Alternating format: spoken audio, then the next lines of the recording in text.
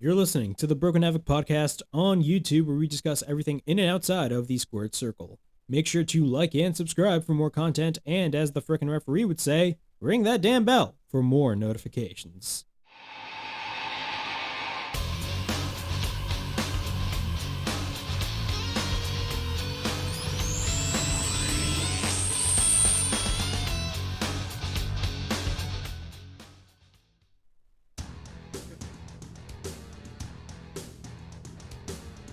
What's up, everybody? It is Broken Havoc here, right here on the Broken Havoc podcast, here to review AEW Dynamite from March 2nd, 2022, coming to us from the home of AEW in Jacksonville, Florida, at Daly's Place. Overall, this was an awesome-ass show. Of course, this is the go-home show for Revolution, but the big news coming off of this week's Dynamite is the official purchase of Ring of Honor. Yes, it is official. Tony Khan has purchased ROH. Ring of Honor is now under the sole ownership of All Elite Wrestling. We got a lot of things to talk about. This was an awesome-ass Dynamite, in my opinion.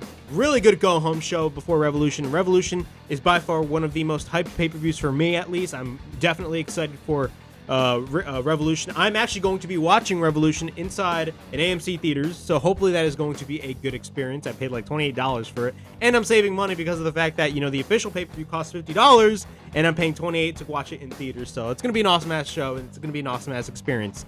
But, yeah, man, we got AEW Dynamite. We got the official purchase of Ring of Honor. Of course, we had in a Ring of Honor quote-unquote tribute match, Bryan Danielson versus Christopher Daniels, the Fallen Angel Christopher Daniels, the main event of the evening, which saw Hangman Page teaming up with John Silver and Alex Reynolds to take on Adam Cole and ReDragon, that being Kyle O'Reilly and Bobby Fish. So we got a lot of things to talk about right here on the Dynamite review. But before I get on with the AEW Dynamite review, make sure to like and subscribe to the Broken Havoc podcast, in which we discuss everything in and outside of the squared circle. Make sure to like and subscribe for more content, and as the freaking referee would say, ring that damn bell for more notifications. Wow. Again, as I stated earlier on before, this was an awesome as Dynamite. I don't care what anybody says. This was a really good episode of Dynamite. Dynamite, again, is, and I state this like for most weeks on my Dynamite reviews, Dynamite is by far the best wrestling show of the week. You know, there are some times where, like, you know, other shows would definitely be better than Dynamite, but 100%, Dynamite to me is a much better show, and it's by far the best wrestling show of the week in my view. I mean, I definitely get a kick of what I see every week on Dynamite, but this week was definitely special. Of course, we had Tony Khan's massive announcement, and Tony Khan was hyping this announcement up for the past week, and everybody was speculating what the announcement was going to be. And, you know, a lot of people were saying it was going to be a super show. It was them having a streaming deal with HBO Max, but Tony Khan this week on Dynamite officially kicked off with him actually being in the ring. You know, he rarely makes appearances on Dynamite. I think he made one appearance on like a dark show. He made that one appearance on Dynamite during the Brody Lee tribute show, but Tony Khan never, you know, shows up on Dynamite. He's never an authority figure. He is the authority figure, but like he's not one of those character authority figures because he is the actual owner of the company. But Tony Khan is with Tony Schiavone in the center of the ring, and he makes his massive announcement, and as he stated before, this announcement is going to be very important to the wrestling business, and from the likes of it, it is very important to the wrestling business.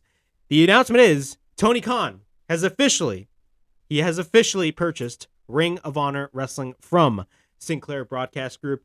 Yeah, it's official. AEW is under the sole ownership of Ring of Honor, and I don't care what anybody says, this is a big deal. And this is coming from somebody that barely watched Ring of Honor. Now, granted, I know a lot of guys came from Ring of Honor, and Ring of Honor holds a lot of, it holds a special place in a lot of people's hearts. I never, I never followed Ring of Honor, but definitely Ring of Honor was definitely in the place of a lot of people's hearts. And, you know, a lot of wrestlers came from Ring of Honor. Of course, guys like CM Punk, Bryan Danielson, Adam Cole, Hangman Page, and many more. The Young Bucks. Ring of Honor got really popular in the late 2000s. A lot of people were saying, you know, this is definitely like what you should watch. Like at the time when people were watching Ring of Honor back in 2006, 7, and 8, a lot of people were saying Ring of Honor had the best wrestling in the entire world. And, a lot of guys came from Ring of Honor. Also, other guys like Seth Rollins, a.k.a. Tyler Black. He was a former Ring of Honor world champion. Guys like Kevin Steen, a.k.a. Kevin Owens. He was part of Ring of Honor as well. A lot of guys came from Ring of Honor, came through the doors of Ring of Honor per se. And Tony Khan in this interview looked so excited, man. You could tell by the look of his face, man. You know, the guy is a workaholic, much like Vince McMahon. But like, dude, you could tell the excitement in Tony Khan's face. You can really tell that he is a fan of pro wrestling and he's a mark for this stuff. And you know what? That is good. That is good to see. That is good to see. But Tony Khan officially purchases Ring of Honor, and this is a big deal for AEW. Now, I am going to read the press release that actually came out right after the announcement was made. Tony Khan announces the agreement to acquire Ring of Honor, the video library, brand assets, intellectual property from independent professional wrestling's most prestigious program, purchased under the new partnership with Tony Khan. On March 2nd, 2022, moments ago on AEW Dynamite live on TBS, it was announced that Tony Khan has agreed to acquire the assets of Ring of Honor Wrestling Entertainment LLC from Sinclair Broadcast Group, including the promotion's extensive video library dating back to 2002, the brand assets, intellectual property, production equipment, and more. Known widely as the independent wrestling promotion that birthed some of wrestling's biggest stars today, including AEW's CM Punk, Bryan Danielson, and highlighted dozens of members of the AEW roster. Ring of Honor's purchase signifies a new chapter in the future of professional wrestling as AEW's meteoric rise continues to draw the youngest skewing wrestling audience on television. Ring of Honor's influence on modern professional wrestling is etched permanently in the history books. The acquisition ensures that its legacy will be kept alive and treated with the utmost respect, said Tony Khan, CEO of AEW, Chief Football Strategy Officer of the Jacksonville Jaguars, and GM/Sporting Director of Fulham FC. This deal adds thousands of hours of content to our rapidly growing library and creates new opportunities to expand our footprint on a national and global scale. While having the potential to produce new content under the Ring of Honor banner, I will immediately begin exploring opportunities to make Ring of Honor's video library available to fans. We'll have the opportunity to witness the beginnings of the careers of some of AEW's biggest stars. More than 40 members of the AEW roster have appeared in Ring of Honor during their careers. The promotion launched the careers of numerous AEW superstars, including CM Punk, Bryan Danielson, Hangman Page, Dr. Britt Baker, and Adam Cole. Additional members of the AEW roster have made their mark on Ring of Honor, including the late Brody Lee, the Young Bucks, Kenny Omega, ReDragon, a.k.a. Bobby Fish, and Kyle O'Reilly, best friends Chuck Taylor and Trent Beretta, Scorpio Sky, Keith Lee, Eddie Kingston, Evil Uno, Stu Grayson, QT Marshall, Danhausen, Lance Archer, Griff Garrison, Thunder Rosa, Wheeler Yuta, Luchasaurus, Orange Cassidy, Ethan Page, Austin Gunn, Pac, Kip Sabian, John Moxley, John Silver, Alex Reynolds, Jerry Lynn, BJ Whitmere, and Sanjay Dutt. Ring of Honor has purchased some of the best professional wrestlers over the past 20 years, some of the best professional wrestlers over the past 20 years, but more importantly, it created a family. I will be forever grateful for everyone in the Ring of Honor family who has worked tirelessly for the past 2 decades to take Ring of Honor to levels previously unimagined, said Joe Koff, Chief Operating Officer of Ring of Honor Wrestling.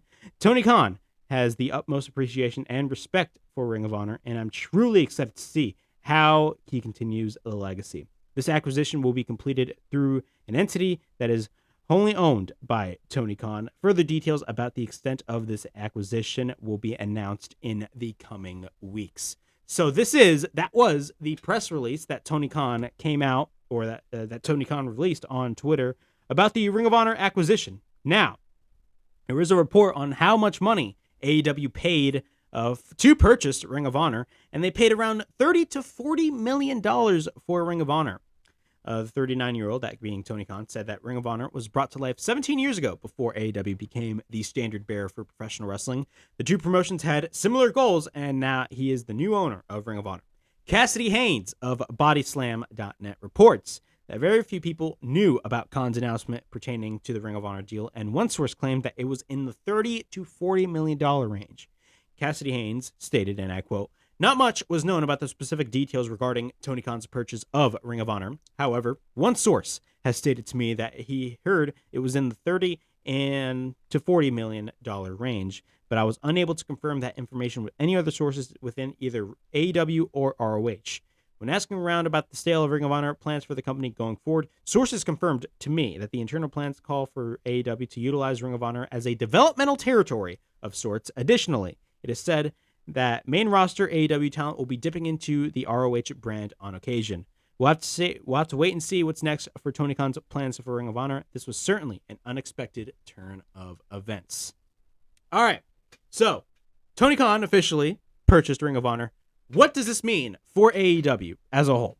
Now, there's a lot of things to come out of this Ring of Honor acquisition, and it is definitely a good thing in my opinion. Now, I was never somebody that watched a lot of Ring of Honor, and I will be the first one to tell you that. I never watched a lot of Ring of Honor. I never followed Ring of Honor because of the fact that, I just didn't have time to follow Ring of Honor. Not only that, it was not on television in my area. It was not available on any channel in my local area.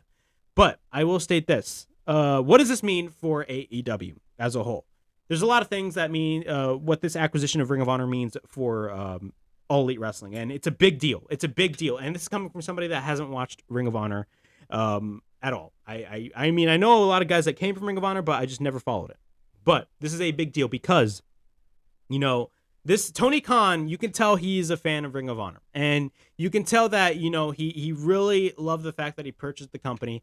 AEW is not going to kill it off. And, there's many different scenarios where you can go at this all at the same time. Number one, they're keeping Ring of Honor alive. I definitely do see that being the case. They're definitely going to keep Ring of Honor alive, and they're going to make it as their developmental league. They're going to make it as their developmental promotion, and they're going to keep it as a separate entity. I think it makes the perfect sense to keep Ring of Honor alive and make it as a developmental brand for upcoming AEW talent. And a lot of people are stating, well, AEW is bringing in a lot of guys. Well, they recently just purchased Ring of Honor. You can take a portion of the people that are not being utilized on AEW television and move them to Ring of Honor. It's no big deal because it's an AEW owned promotion now.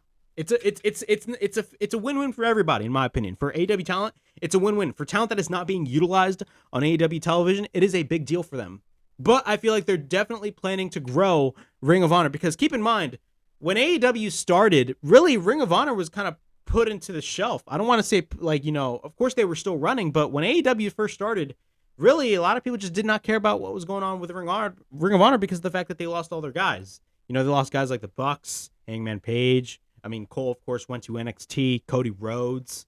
I mean, you got to understand that, Ring of Honor, a lot of people just did not care about Ring of Honor once AEW first started. And, when AEW was taking off, when they went on TNT, it was even worse. Ring of Honor was actually put in a really bad position. But you got to be honest right here.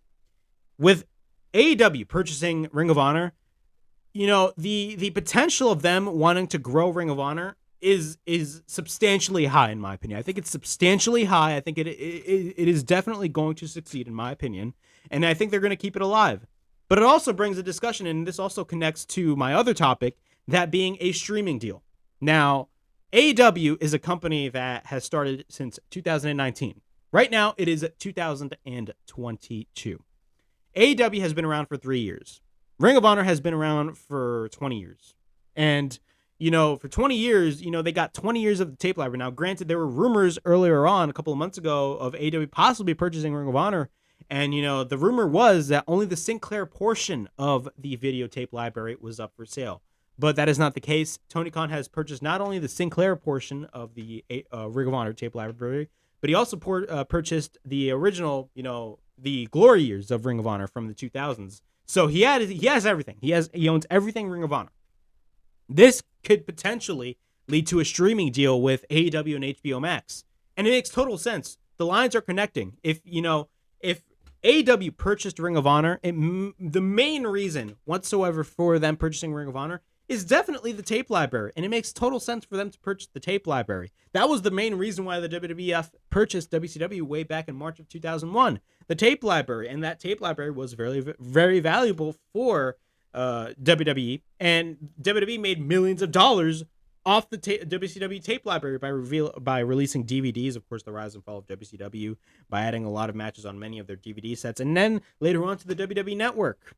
You watch, right now on Peacock, a lot of old WCW stuff. Now, I'm not comparing Ring of Honor to WCW because Ring of Honor was never at the level of a WCW. But this is a big deal for them because you are able to watch possibly, most likely, on HBO Max because that is the likely streaming service that AEW is going to be on, and that they're going to put all the tape library on there, and they're also going to put all, their pay-per-views on there on HBO Max, and it makes total sense for them to do that. HBO Max, I believe right now, they're dipping into the live sports aspect. I believe they recently made a deal to air soccer for 2023 on live sports for HBO Max. That is a big deal for them. And, the lines are connecting. And I feel like AEW is definitely going to move to HBO Max, and they're going to air their pay-per-views on HBO Max. But the potential for Ring of Honor is a lot. It's huge. Ring of Honor has a lot of potential now. I mean, of course, they're going to start from the ground up, 100%. It's not going to be the same Ring of Honor that the Ring of Honor fans have knew it to be. Ring of Honor has a show coming up WrestleMania weekend. I think it's the Friday before WrestleMania. It's the Supercard of Honor, and a lot of people are hyped about that show. I believe that show is definitely still happening. I'm actually going to watch that show. There's a lot of things going on that show. Guys like Ninja Mac are going to be on the show. Jonathan Gresham, of course, I believe he is the current Ring of Honor World Champion. Deonna Purrazzo is the current Ring of Honor Women's Champion, and she's also, I believe, the Impact Knockouts Champion. No, she's not the Impact Knockouts Champion. That's Mickie James. She's the current NWA Women's Champion. But, Ring of Honor, definitely is going to be revamped. It's 100% going to be revamped, but it's going to be kept alive, and it's going to be a developmental league for AEW. And I see a television show for Ring of Honor to air on a certain Turner station? Yeah, I definitely see that being the case. If Tony Khan is going to keep a Ring of Honor alive, definitely they're going to have, he's going to keep it alive and have a weekly television show. Maybe a 1-hour television show on either TNT or TBS, or they can go the streaming route and have that have new episodes air every week on HBO Max whenever the streaming deal with HBO Max is done. And again, it's very likely that the streaming deal is going to be HBO Max. It is a big deal for them. Not only that, I mean, they could have specials on HBO Max, kind of like what NXT did with their takeovers on the WWE network. People, keep in mind, one of the main selling points of the WWE network was just NXT alone. And, I'm not, really, one of the biggest downfalls of Ring of Honor was NXT. NXT was basically, if you look at it in retrospect, NXT was basically Ring of Honor. It was Ring of Honor on a WWE budget. When NXT first started to get popular back in 2014, 2015, 2016, I mean, Ring of Honor was definitely starting to go on the downhill spiral. And what really saved Ring of Honor was definitely that partnership with New Japan Pro Wrestling. And keep in mind, I never watched Ring of Honor, but I know that being the case, with the Bullet Club taking off and Cody being the world champion, and of course having that partnership with New Japan and having guys like Omega, Tanahashi, Okada there, I don't want to say it breathed new life into Ring of Honor, but at least it gave people a reason to watch Ring of Honor. But I mean, still, NXT was just this, unstoppable force during this period of time, that they were the hottest thing in pro wrestling. That was the place to be for, pure wrestling, for really amazing wrestling. Back in the 2000s, Ring of Honor was that place. And then NXT, basically, one of the sole reasons why NXT became what it was, and one of the reasons, NXT became NXT, was because it was to compete with Ring of Honor. That's basically its sole purpose. And I'm going to have to say, NXT succeeded. NXT definitely succeeded. Now, granted, now NXT is not the same. If you want to say it's Ring of Honor now, I mean, it's not Ring of Honor now, but before, when Triple H was running it, it was definitely Ring of Honor on a WWE budget. And they signed a lot of guys from Ring of Honor. Throughout the years, they signed guys like CM Punk. I believe CM Punk was the world champion. They signed guys like Kevin Steen, aka now he's Kevin Owens. Tyler Black. I believe they signed Tyler Black, who is Seth Rollins now, but I believe they did sign Tyler Black. WWE did sign Tyler Black when he was the Ring of Honor world champion. So again, man, this is a big deal for AEW, and I think they're definitely going to keep Ring of Honor alive, and they're going to keep it. They're going to have it as their developmental league, and they're definitely going to have shows on HBO Max, which is the likely streaming service, because it is a streaming service of Warner Media. And it is a good deal for them. It is good. It's beneficial for the wrestling business, because Ring of Honor, as far as what I've seen, was going nowhere. As you guys know, back in November, Ring of Honor released all of their talent. They released all their talent, and they were on hiatus for a while. And they said that they were going to come back, and they didn't know if Ring of Honor was going to come back. But most likely now, with the acquisition of Ring of Honor purchased by Tony Khan, Ring of Honor is definitely going to be staying alive, but it's going to be under the AEW umbrella. And you know what? Great. And I'm definitely going to be watching Ring of Honor. Definitely 100%. I will be watching if the show still takes place. I literally dropped a pen. But if the show takes place, I'm definitely going to be watching, the Super Card of Honor show, because there's a lot of things going on in the show, and I'm very curious to see what happens on that show. Now that we know that AEW owns Ring of Honor now, so I'm very curious to see what happens in the near future. And you know what? At the end of the day, this is a good thing for the wrestling business. And you have a lot of people that are hating on this. I don't know why. A lot of e-drones are hating on this fact that they complain about the WWE wanting to monopolize the industry, blah, blah, blah. But this is AEW solely monopolizing the industry. You want to know why people complain about, we're pissed off, about, WWE wanting to own everything? It's because WWE's sole purpose is to monopolize the industry. They do want to monopolize the industry. I don't think AEW will ever monopolize the industry. I think you're a fool if you think that. They don't want to not monopolize the industry whatsoever. Tony Khan, as you can tell by his face expression, loves Ring of Honor. And he's definitely going to honor the legacy of Ring of Honor. With WWE, I mean, they did want to keep WCW alive, but it flopped completely. And not only that, I mean, WWE would always try to take shots at WCW, even years after they had purchased the company. I don't think they like honoring the legacy of WCW. Now, with ECW, it was kind of different because they did do the one-night stand shows, and it was a huge success. But really, the relaunch of ECW was not good at all. Now, granted, I did review episode 1 of ECW on Sci-Fi. If you guys didn't check that out, check it out. I actually thought the first few months of the ECW relaunch were not that bad, but later on, it became just absolutely terrible. But I mean, again, I believe WWE was in the running to buy Ring of Honor as well, but then Tony Khan swooped in. And if WWE had purchased Ring of Honor, I think Ring of Honor would just cease to exist, and they would only purchase it for the tape library. And that was the sole reason why Tony Khan bought it as well. But I mean, he's definitely going to keep it alive. I see Tony Khan keeping Ring of Honor alive, and you see, and with AEW, since they do have a bloated roster, they can move some of their talent to Ring of Honor as well. I mean, that is a good idea. So that answers all your questions about the bloated roster in AEW, and that was something I did question about as well. That completely answers the question. They recently purchased Ring of Honor, and they can move some AEW guys to Ring of Honor that are not being utilized on the main shows on Dynamite and Rampage. But yeah, this is a big deal for AEW and for the wrestling business. Ring of Honor is going to be kept alive. It's going to be under the AEW umbrella, but it's going to be kept alive. And you know what? You love to see it. All right. We got our first match of the evening, and this is a quote-unquote tribute match for Ring of Honor. Bryan Danielson versus Christopher Daniels. Now, the very first Ring of Honor main event was a triple threat match between Bryan Danielson, Christopher Daniels, and Low Ki. Low Ki, I'm familiar with Low Ki in TNA. I knew he wrestled in Ring of Honor, but I just didn't care about that. I believe they did have a partnership earlier on, but then it kind of fell through. But yeah, man. Of course, they shake hands. They do the Code of Honor, which was a tradition in Ring of Honor, where every match, no matter what, heel or face, both wrestlers shake hands. But the match starts. It is a very technical wrestling match. Christopher Daniels, of course, the last time he wrestled was against the Young Bucks, with him teaming up with Kazarian in a fantastic match on Dynamite against the Young Bucks. And that was his last match. But Christopher Daniels wrestles again, man. The Fallen Angel is back. We get a wrist lock by Danielson. Both lock up. We get a shoulder tackle. We get an arm drag by Daniels. Both shake hands. Again, we get a shoulder tackle made by Danielson. Danielson then works on the arm of Daniels. Bryan then goes for the arm breaker into a hammerlock after that. We get a leg lariat by Daniels. And then we get a baseball dropkick by Daniels. Keep in mind, if I get the names confused because we got Danielson and Daniels, bear with me here. Daniels hits a springboard moonsault once we're back in the ring. Bryan goes for a couple of kicks. We get a couple of uppercuts by Danielson. Then we get a knee by Bryan, and then another knee by Bryan. At this point, Bryan is in control. Bryan works on Daniels. Bryan applies the stretch. We get a couple of chops by Danielson. Then both exchange chops, but then Christopher Daniels hits the Blue Thunder Bomb after that. Danielson goes for a couple of kicks and plants him to the mat. He runs into a boot by Bryan, but then Daniels takes him to the mat. We get a cover and a near fall. He tries to go for the Angel's Wings, but Danielson goes for a German suplex. Then we get a running kick in the corner by Danielson. Then we get a couple of chops by Danielson. Then he goes for his kicks and chops in the corner. Then after that, he takes Daniels to the top. Bryan goes to the top. Daniels goes for a headbutt, but then we get a crossbody by Daniels.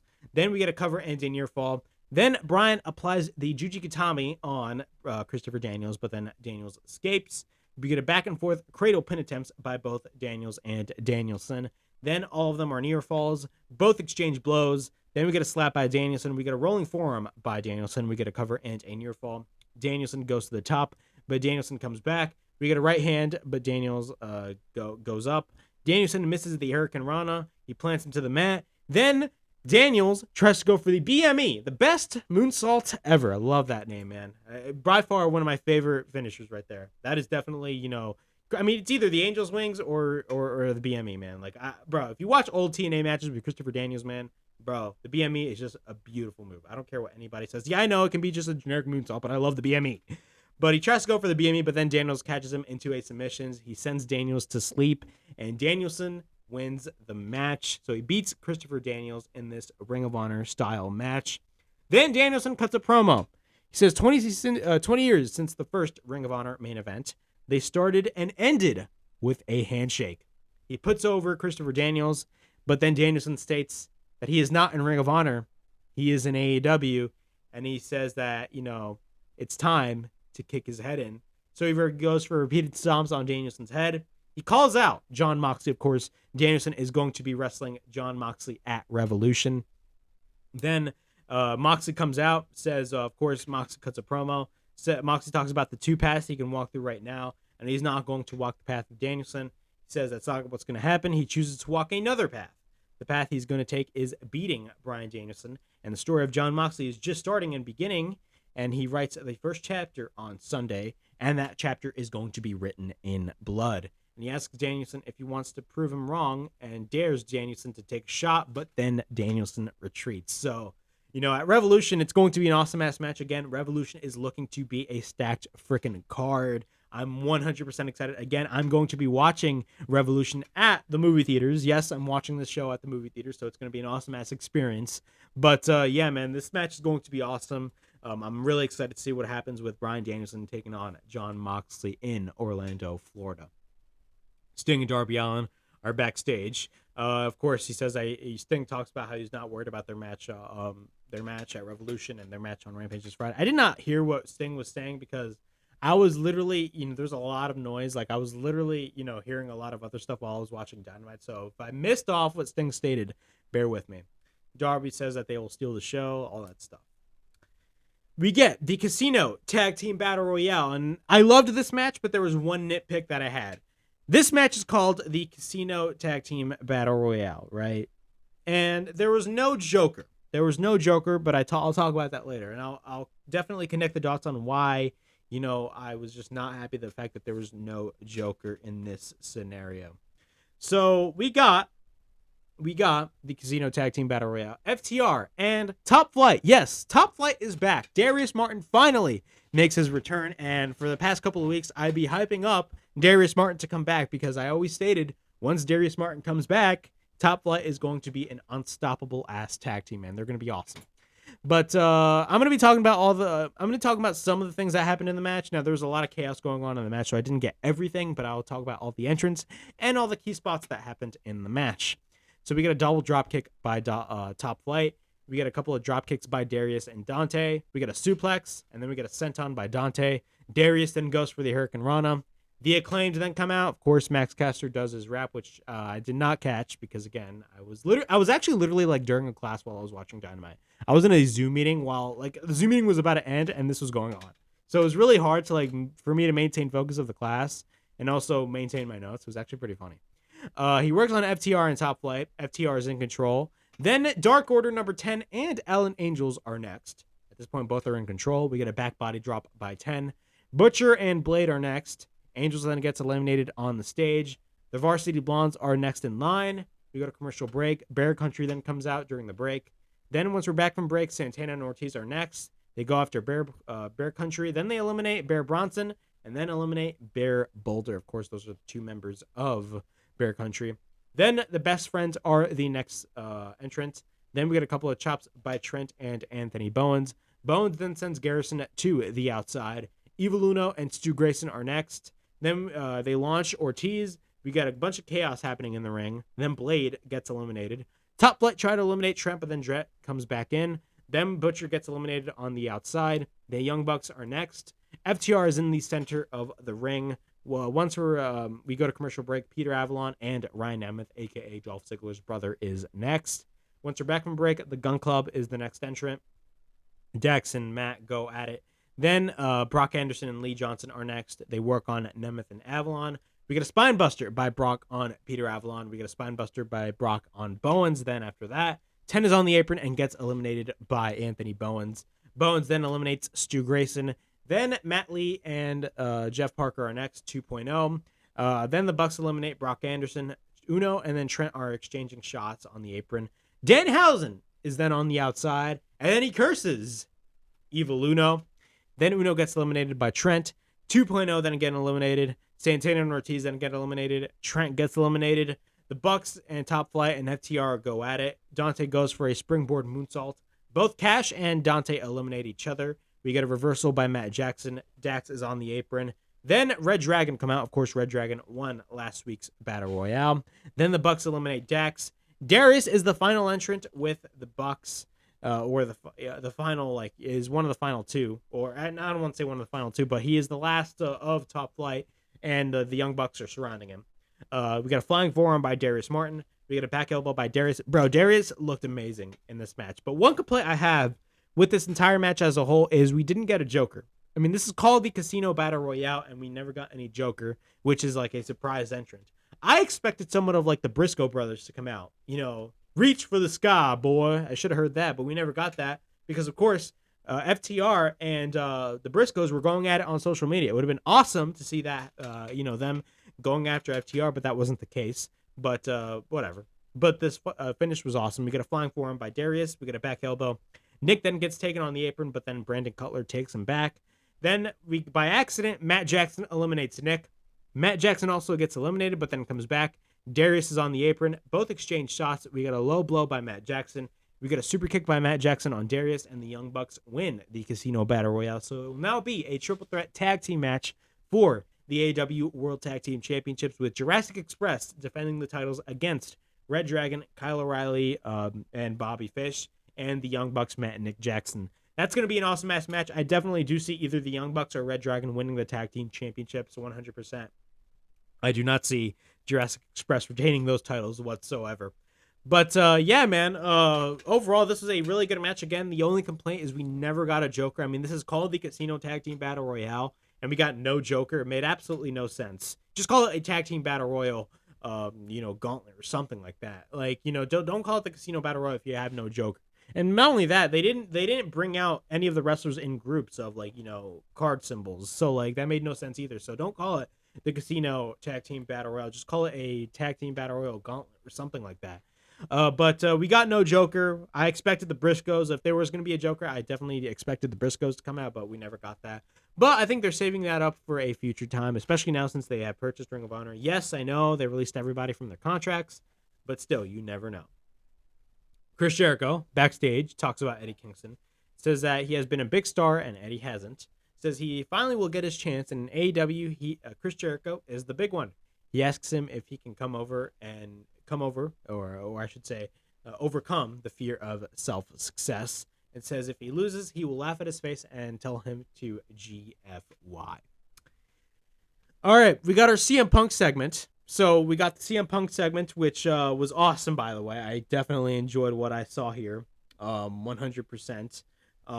Definitely, the CM Punk segment with MJF last week, or I should say the MJF promo last week, was by far one of the best promos the MJF has ever cut. And I stated last week on my Dynamite review that MJF managed to control the crowd and completely change the reaction from the crowd booing MJF to the crowd cheering MJF. And, a lot of the fans got sympathy for MJF after that promo. But I know there was a portion of people that saw through MJF's bullshit, and we saw that right here. So, CM Punk cuts a promo, says he used to wake up every morning and splash water every day and will ask himself if he is the bad guy. Never had an answer. Up until last week, he thought Max was the bad guy, and says what MJF did last week took courage. But he also had that shaky feeling that he is being gaslit. He will make it clear. He doesn't think Max is lying. Where his questions lie is his sincerity. He doesn't know if it matters. There is a famous picture of him and Steve Austin. Says he didn't get mad at the world when Steve Austin took his ball and went home. He saw MJF knock out Dean Malenko, who has Parkinson's disease. He saw him bury Brian Pillman Jr.'s father. Then he saw him talk crap about Darby Allin's uncle. Hurt people hurt people. That is the quote that CM Punk states. When he came here, he didn't shake his hand. Is he to blame? He needs Max to come out so they can talk. So MJF then comes out. Punk then tells MJF. Punk says he used to be him. He poured alcohol down his throat. He mocks a wrestler's addiction because he lost his job. All the hate will burn him up. Says his respect isn't given, but it's earned. This is bigger than wrestling. It's about that 11-year-old kid looking at the television right now and looking up to guys like MJF. Tells him that he looked himself in the mirror and said that if he is the good guy, and gives his answer, says that he has been trying to be the good guy.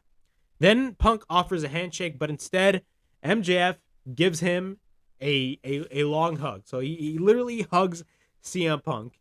And then while MJF, is hugging CM Punk, I literally was like, bro, he's gonna low blow him 100%. He's literally right now in position to low blow CM Punk. And lo and behold, what happened? MJF low blowed CM Punk. Then he takes Punk to the middle rope and he hits the heat sinker. Then MJF reveals a shirt of the picture of a little old MJF with CM Punk back in 2007. Then after that, MJF reveals the shirt. Then Spears and Wardlow come out with the dog collar. Of course, CM Punk and MJF are going to be having a dog collar match at Revolution this Sunday, which is going to be an awesome-ass match. Then MJF, after that, he's given the dog collar, but hits him with the Dynamite Diamond ring. Then security comes out. We get repeated rights by MJF. Punk is busted open. He sends Punk to the outside, so Punk at this point is all bloodied up. And then MJF gets the mic. He calls him a stupid old man. He is a snake. The greatest trick the devil ever did was letting everyone know that he didn't exist. It says this Sunday, he will let everyone know that he will be the devil himself. Those are key words right there. Those are key words, and this was something I did not realize either. These were the exact words that CM Punk stated back in 2005 in Ring of Honor. Yes, those were the exact words. There's a video online. I have it up on my Instagram story as well. These are the exact words that CM Punk stated when he was the Ring of Honor World Champion at Ring of Honor back in 2005. Granted, I didn't watch Ring of Honor, but those are the exact words that CM Punk stated during that period of time. And I love the turnaround that happened here, that MJF definitely, got it back at Punk and said, no, I'm the devil myself. And he stated those exact words. This segment, 100% was absolutely jaw-dropping. I don't care what anybody says.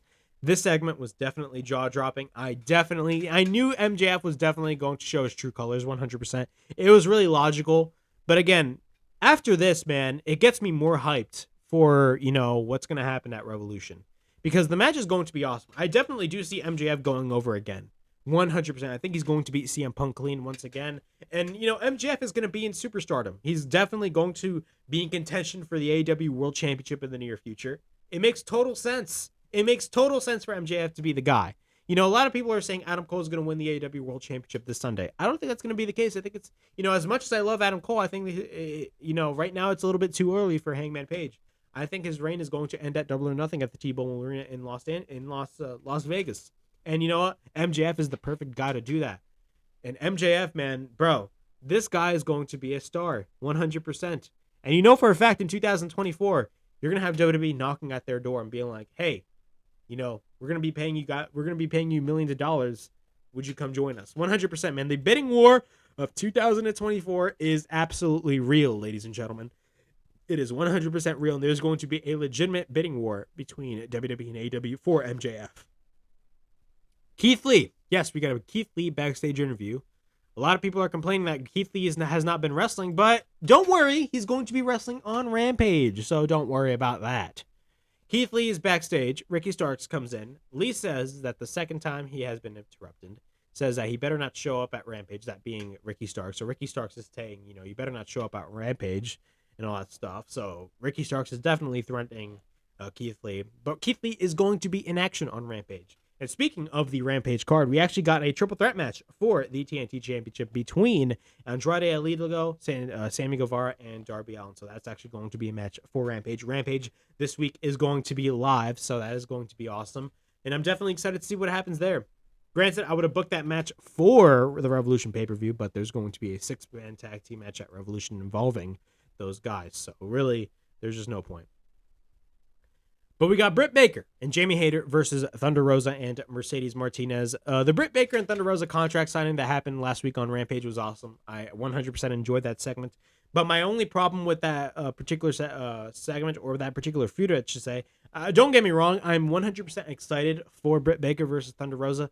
But my only problem is the fact that there was not really, a lot of emphasis and not, there was not a lot of build towards this match. I think this was a match that was just put on for the sake of being put on.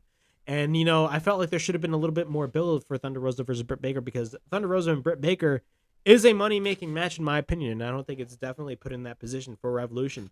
Do I think it's going to be one of the best matches on the show? Absolutely. I mean, they definitely tore the house down last March. But again, I mean, I just feel like, this match at Revolution didn't have a lot of build to it. I'm still excited for it, but it just did not have a lot of build to it.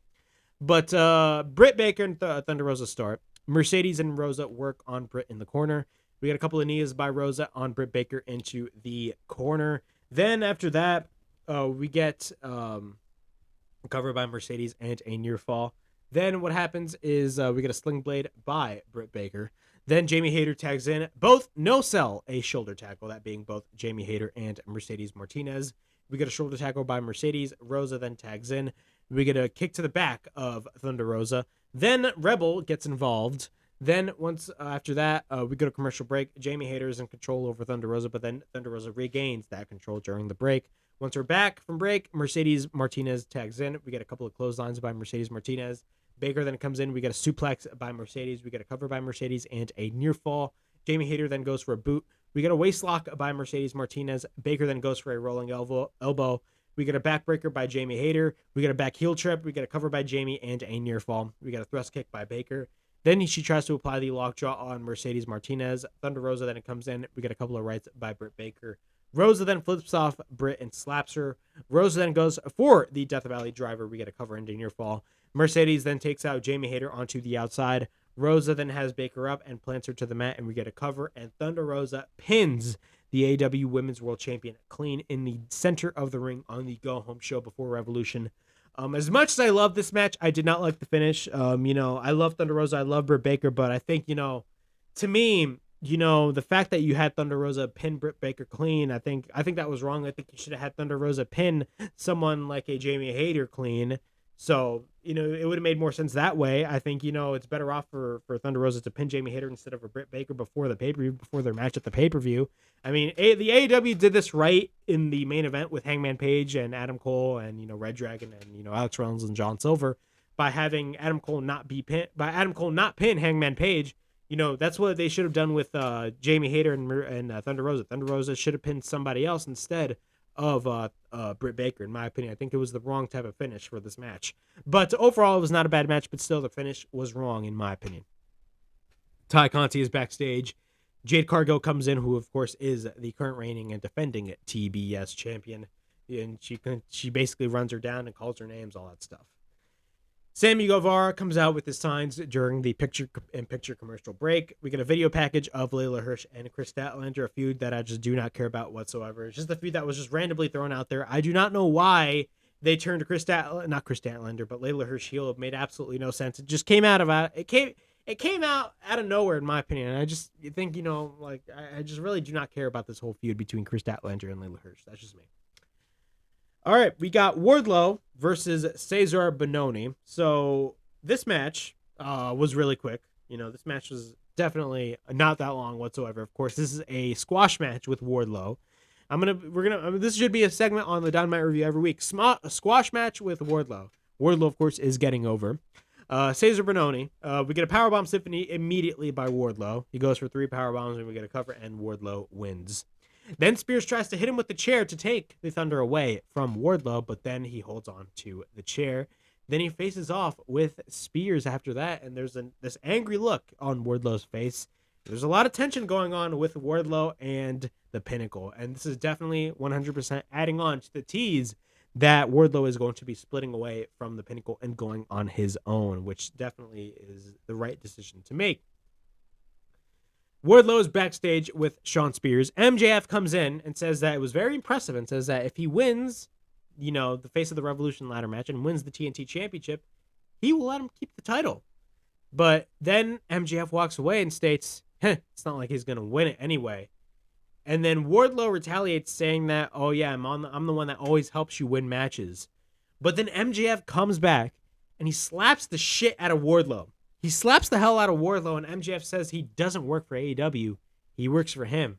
And if he keeps this attitude up, his family will be living on the street. Wow.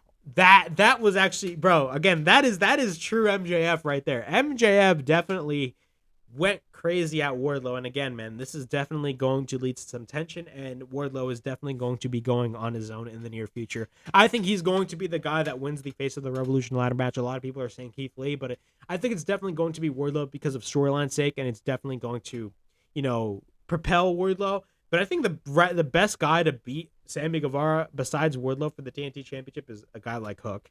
Hook is definitely in contention. He should definitely be in contention for the TBS Championship, but that is just me. All right, we got our main event of the evening.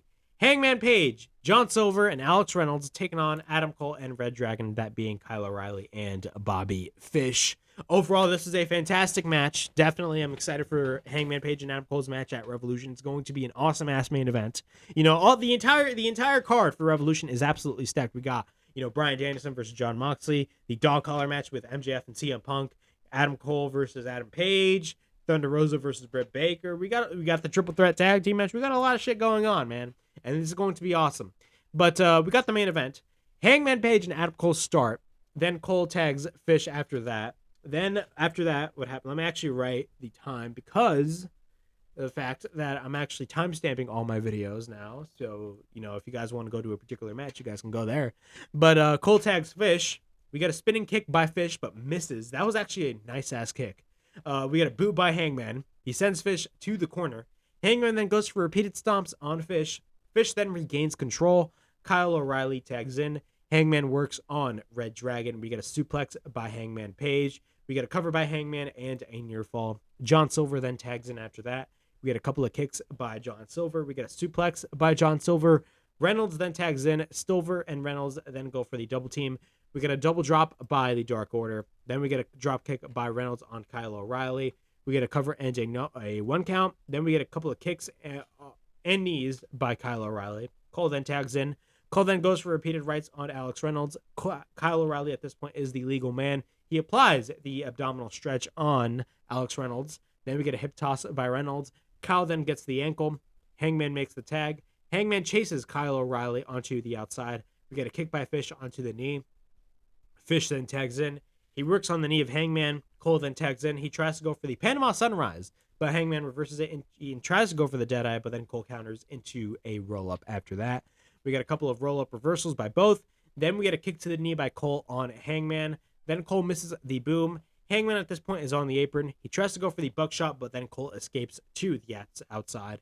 Once we're back from commercial break, Adam Cole then goes for the side headlock on John Silver after that. Then he picks up Silver and goes for the Ushi Goroshi. We get a cover by Cole and a near fall. Reynolds then gets taken to the outside. Riley then works on Silver. Then we get a couple of kicks by Silver. O'Reilly then works on the ankle of Silver. Bobby Fish then tags in after that. He gets pushed by John Silver. At this point, the hot tag is made. Hangman then takes out O'Reilly. Then a Fish is on the outside. We get a roundhouse kick missed by Kyle O'Reilly. Hangman then transitions that into a powerbomb after that. We get a couple of kicks by Riley. We get a rolling elbow. Then we get a lariat by Hangman. Adam Cole then tags in. Hangman then faces off with Cole. Both exchange shots after that. Everybody else comes in. We get a couple of spots after spots. Then Ushigoroshi is hit by Cole on John Silver again. We get a lariat by Hangman. Then Hangman goes for the waistlock, but then Reynolds tags in. We get a kick by Cole. Reynolds then goes for a kick. We get a running boot on Cole into the corner. Then we get a super kick by Cole. We get a boom by Cole. We get a cover by Cole. And Adam Cole and ReDragon win the match. So they beat the babyfaces clean, and this definitely makes Adam Cole look strong in the future or for their match at Revolution. Then Hangman comes in. Or I should say Cole attacks Reynolds after the match, but then Cole comes in. Cal then tries to put him to sleep, but then Hangman escapes into, he escapes the high-low from ReDragon. Then Fish takes down Hangman. We get repeated rights by Cole. Then ReDragon duct tapes Hangman to the top rope. Then ReDragon takes over and hit the high-low. Reynolds then gets hit with the Panama Sunrise, and then Hangman with a headshot, but then Cole hits a super kick on a useless Hangman Adam Page. So this definitely makes Adam Cole look strong for their main event at Revolution. Definitely, I'm excited to see what happens in this match. Do I think Cole is going to be winning this match? The answer is no. I think it's way too early for Hangman's reign to end. I think it's going to end at Double or Nothing, and I stand by that statement. But if I'm wrong, I'm wrong. I think MJF is the guy to beat Adam Page. Yeah, man, this still makes Adam Cole look strong. And even if Adam Cole did lose the match, it's still going to make Adam Cole look strong in the long run. This match is definitely going to be Adam Cole's one of his best matches in AEW thus far, in my opinion. And I'm really excited to see what happens in the near future. But 100%. I mean, this match is going to be awesome. Overall, this episode of Dynamite was amazing. I don't care what anybody says. There was like a little bit of, a little bit of problems that I had with the show, of course, with the Casino Battle Royale not having a Joker, which made absolutely no sense. Do not call it the Casino Battle Royale and not have a Joker. It makes absolutely no sense. But overall, my thoughts on this week's Dynamite. It was a fantastic show. Of course, the main thing to get out of this is AEW's official purchase of Ring of Honor, and there's going to be a lot of news stories in the next couple of days regarding this whole acquisition and what the hell is going to happen with Ring of Honor's case. I think Ring of Honor is going to be kept alive, as I have stated earlier on in the video. But overall, I mean, this was an awesome-ass Dynamite. It definitely gets me hyped for Revolution. Of course, we got Rampage on Friday, and of course, we got Revolution this Sunday on pay-per-view, which I will be watching in the movie theaters. If I didn't mention that, I will be watching it at the AMC theaters, so I'll give you guys my reactions on hopefully I'll give you guys my reactions. I don't know if I'm gonna put out a video on it or in some cases, but hopefully I'll let you guys know my experience at the AMC theaters when I watch Revolution on there. So definitely, this is definitely a huge week for AEW. I'm definitely excited to see what happens in the next couple of days and the next couple of weeks. We got Revolution this Sunday. Of course, I will be giving you guys my Revolution predictions most likely this Friday or probably tomorrow. Today is Thursday, so definitely maybe on a Saturday or on a Friday, definitely. But I will be coming to you guys with my AEW Revolution predictions. Of course, we got the SmackDown and Rampage reviews coming up. We've got SmackDown and Rampage. Rampage is going to be live, so it's a huge week for pro wrestling, and a lot of news stories coming off this week, especially after the acquisition of Ring of Honor. But yeah, that was my AEW Dynamite review from March 2nd, 2022. Please like, subscribe, comment down below, push that bell for notifications, and be on the lookout for more videos right here on the Broken Havoc podcast on YouTube. But this is Broken Havoc, signing out.